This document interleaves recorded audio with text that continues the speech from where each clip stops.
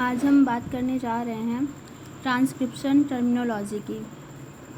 Transcription terminology में सबसे पहले आता है कि यूकैरियोटिक और प्रोकैरियोटिक में कैसा ट्रांसक्रिप्शन होता है और कहाँ पे होता है। तो हम यहाँ पे प्रोकैरियोटिक और इधर हम यूकैरियोटिक की बात करेंगे।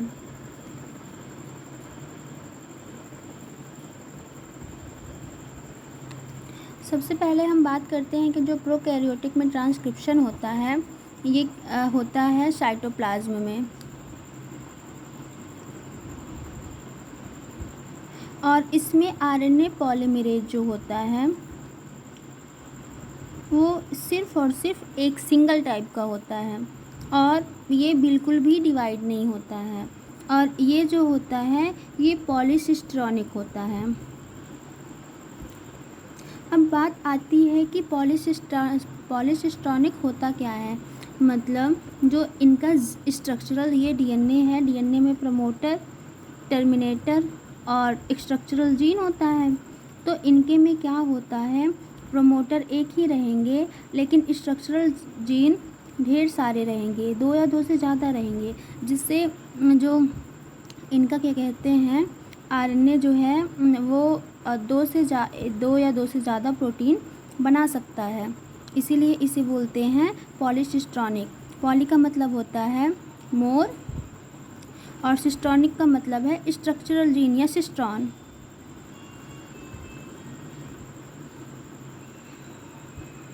जिसे सिस्ट्रॉन भी बोलते हैं।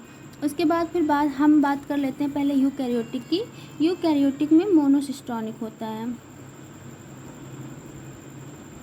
मोनोसिस्ट्रॉनिक में होता है ये, मोनो का मतलब होता है सिंगल और सिस्ट्रॉनिक का मतलब होता है स्ट्रक्चरल जीन या cistron.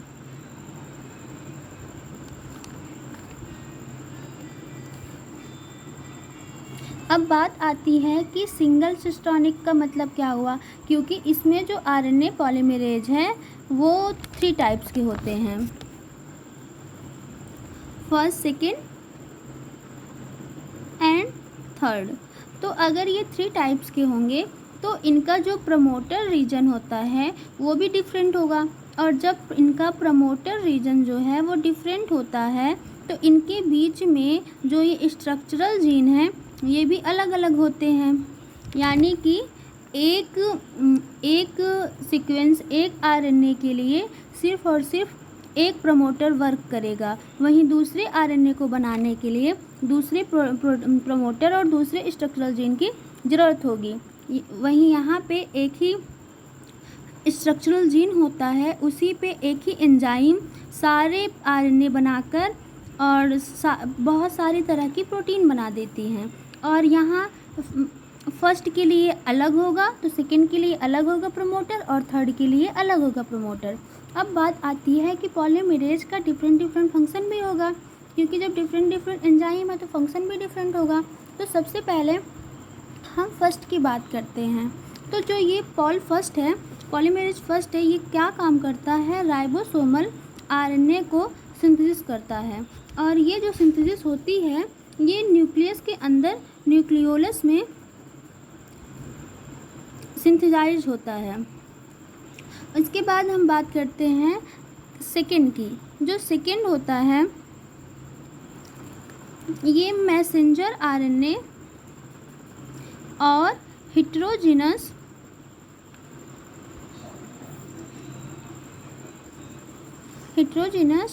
Nuclear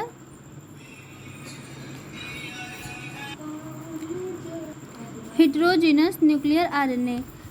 heterogeneous nuclear RNA का काम क्या होता है, क्योंकि ये तो न्यू वर्ड है, तो क्या होता है इसका वर्क, ये क्या काम करता है, ये एक राइबोन्यूक्लियोप्रोटीन होता है। राइबोन्यूक्लियोप्रोटीन का मतलब न्यूक्लिक एसिड और प्रोटीन होता है, और ये क्या काम करता है, स्प्लाइसिंग में हेल्प करता है, स्प्लाइसिंग में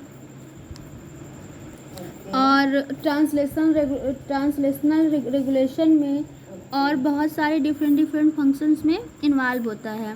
उसके बाद ये जो है, और यह एक आरएनए बाइंडिंग प्रोटीन होता है।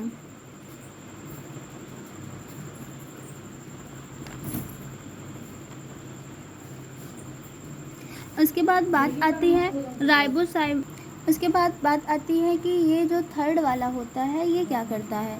तो ये जो थर्ड वाला होता है वो क्या काम करता है, ट्रांसफ़र आरएनए को सिंथेसिस करता है और साथ में 5S राइबोसोम, क्योंकि ये जो 5S आरएनए होता है राइबोसोमल आरएनए, इसको फर्स्ट वाला सिंथेसिस नहीं करता है। तो ये जो है ये एक एक्सेप्शन है, अपवाद है, जिसे थर्ड वाला ही सिंथेसिस करता है। और इसके साथ ये SN आरएनए को भी सिंथेसिस करते हैं। ये SN आरएनए क्या होता है, ये स्मॉल न्यूक्लियर आरएनए होता है। ये न्यूक्लियस में और कज़ाल बॉडीज़ में पाए जाते हैं। अब बात आती है कि इनका काम क्या है। तो एक तो ये स्मॉल है, तो स्मॉल का मतलब कि इनका कुछ फिक्स और छोटा सा न्यूक्लियोटाइड होता होगा। तो इनका जो फिक्स और छोटा सा न्यूक्लियोटाइड है वो 150 न्यूक्लियोटाइड होता है, 150 न्यूक्लियोटाइड। उसके बाद बात आती है कि ये कज़ाल बॉडीज़ क्या होती है, क्योंकि कज़ाल बॉडीज़ भी क्या होती है, ये भी थोड़ा सा न्यू वर्ड लग रहा है। तो ये क्या होती है, जो हमारा न्यूक्लियोलस होता है न्यूक्लियस के अंदर, उससे ये ऐड हुई रहती है और इसके अंदर आरएनए मेटाबॉलिज्म होता है।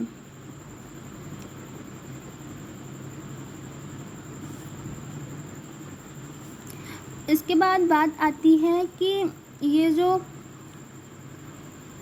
है ये पूरा कंप्लीट हो गया आरएनए, लेकिन आरएनए का ये राइबोसोमल आरएनए क्या करता है, तो ये राइबोसोम में पार्टिसिपेट करता है, स्ट्रक्चरल और कैटालिटिक वर्क करता है।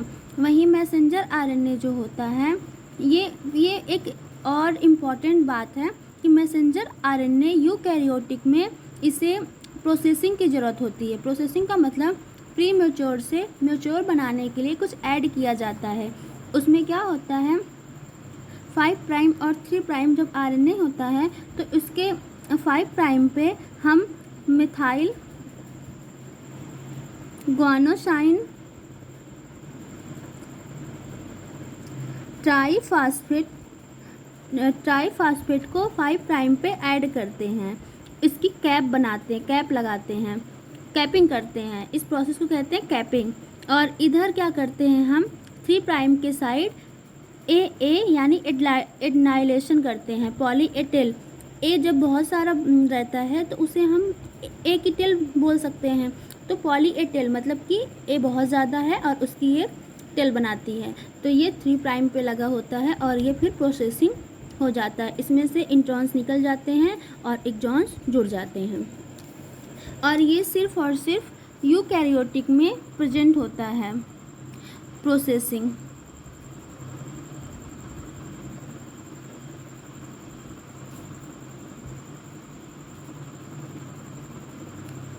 वहीं ये यूकैरियोटिक में, ये प्रोकैरियोटिक में एब्सेंट होता है। फिर बात आती है कि ट्रांसलेशन कैसे होता है। तो ट्रांसलेशन जो होता है, हमारा जो प्रोकैरियोटिक होता है इसमें ट्रांसक्रिप्शन से जब आरएनए निकलता रहता है बिना ही ये, क्योंकि इसे मैच्योरेशन की ज़रूरत होती नहीं है, तो साथ में ट्रांसलेशन भी शुरू हो जाता है और यहाँ से प्रोटीन बनने स्टार्ट हो जाते हैं। लेकिन ये यूकैरियोटिक में क्या होता है, यूकैरियोटिक में जब आरएनए बनता है और ये फुल्ली मैच्योर हो जाता है, मैच्योर का मतलब कि कैपिंग 5 प्राइम और 3 प्राइम का एडनाइलेशन यानी कि पॉलीएटेल, जब ये कंप्लीट हो जाता है, फुल्ली मैच्योर हो जाता है, तब ये साइटोप्लाज्म में जाता है और ये सारा वर्क न्यूक्लियस में होता है। तब ये साइटोप्लाज्म में जाता है और वहाँ पे इससे राइबोसोम आके अटैच होते हैं और फिर वहाँ से ये ट्रांसलेशन की प्रोसेस शुरू हो जाती है। उसके बाद हम बात करते हैं कि कैसे ट्रांसलेशन होता है। अब हम बात करते हैं कि हम कोड कैसे करते हैं डीएनए और आरएनए को। तो ये हम एक डीएनए का सीक्वेंस पहले ही ले चुके हैं। पहले हम ये बताते हैं कि template, coding, non coding, RNA, ये सारी इसकी प्रोसेस बेसिक्स क्या है। तो क्या होता है कि हम एक बात तो जानते ही हैं कि जितना भी पॉलीमरेज होता है, वो चाहे जो पॉलीमरेज हो, चाहे डीएनए डिपेंडेंट आरएनए पॉलीमरेज हो, चाहे आरएनए डिपेंडेंट डीएनए पॉलीमरेज हो, चाहे डीएनए डिपेंडेंट डीएनए पॉलीमरेज हो, सबका जो है सिंथेसिस करने का, पॉलीमराइजेशन करने का एक डायरेक्शन होता है, और वो होता है 5 प्राइम टू 3 प्राइम डायरेक्शन।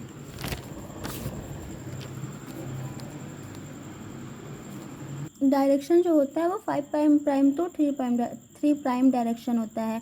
बात ये है कि जो ये एरो होता है, इधर का मतलब है कि इधर से शुरू हो रहा है और इधर के साइड जा रहा है। तो हम हमेशा जानते हैं कि कम्प्लीमेंट्री सिंथेसिस होती है।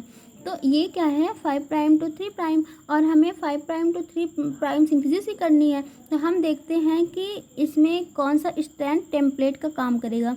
टेम्पलेट का मतलब है कि आरएनए पॉलीमरेज जिसको यूज करके सिंथेसिस करेगा उसे टेम्पलेट बोलेंगे। तो हम क्या करते हैं, ये 3 प्राइम है तो हम यहाँ से इसी को टेम्पलेट के जैसे यूज कर सकते हैं। और एक इम्पॉर्टेंट बात, यहाँ प्राइमर की ज़रूरत नहीं होती है। अब बात आती है कि यहाँ प्राइमर की ज़रूरत होती क्यों नहीं है, क्योंकि जो डीएनए होता है उससे प्राइमर की ज़रूरत इसलिए होती है क्योंकि वो डिनोवो सिंथेसिस नहीं कर सकता है। डिनोवो सिंथेसिस का मतलब है कि वो अपने आप को स्टार्टिंग से स्टेबलाइज नहीं कर सकता है, नया स्ट्रैंड नहीं बना सकता है, इसलिए उसे प्राइमर की ज़रूरत होती है। लेकिन वहीं पे जो आरएनए होता है वो डिनोवो सिंथेसिस कर सकता है। वो क्या काम करता है कि पहले जो एटीपी हो गया या कोई भी ट्राईफॉस्फेट यूज करता है और उससे पहले ही अपने सीक्वेंस में लगा लेता है। तो वो पहले ट्राईफॉस्फेट यूज करता है, उसके बाद फिर सिंगल फास्फेट यूज करता है। जैसे कि हमको पता है कि ये पीपीपी 3 फास्फेट होते हैं और एक अल्फ़ा, बीटा और गामा। हम जो ये डीएनए पॉलीमरेज आरएनए पॉलीमरेज होता है ये इस गामा को यूज करता है, ये इसको अल्फ़ा को यूज करता है, और जो ये गामा और बीटा हैं ये निकल जाते हैं।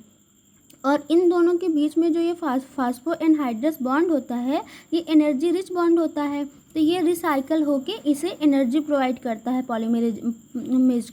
पॉलीमरेज को।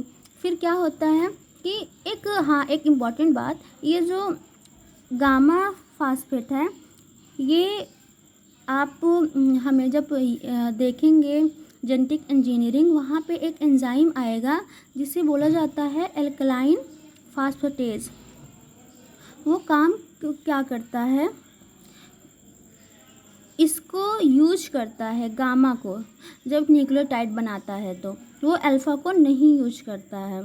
तो हम वहाँ पे ये लेबल करते हैं।